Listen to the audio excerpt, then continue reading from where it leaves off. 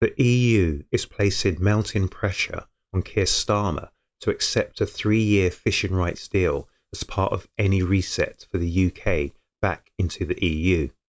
Such a scenario would ensure EU vessels maintain access to UK waters for up to 14 years after the British people voted to leave via Brexit.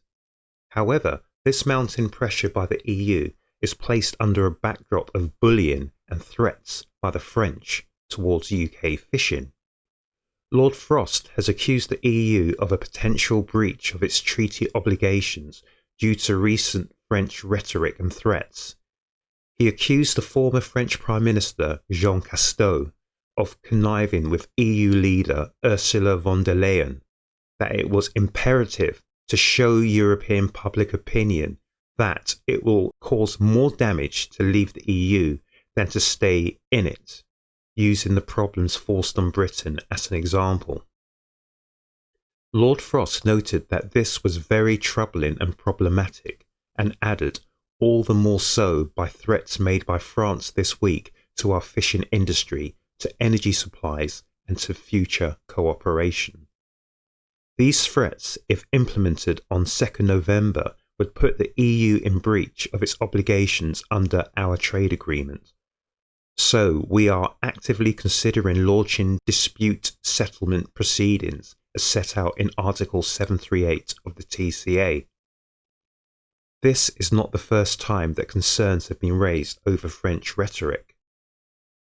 Prime Minister Boris Johnson raised concerns about French rhetoric over fishing licences back in October of 2021 over the issue of fishing licensing, stressing French threats are completely unjustified and do not appear to be compatible with the UK-EU Trade and Cooperation Agreement or wider international law.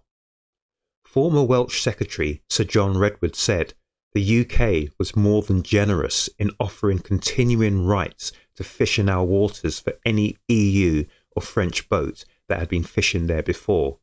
The UK government made it all too easy for French boats to qualify with a minimum of proof of past fishing activity.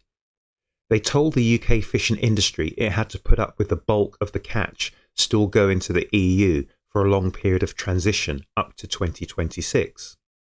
Despite this, President Macron proposed a blockade of British vessels and even threatened cutting off electricity.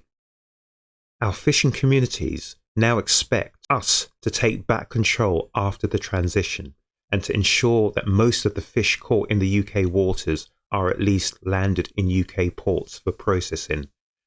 This is a huge opportunity to rebuild our own industry.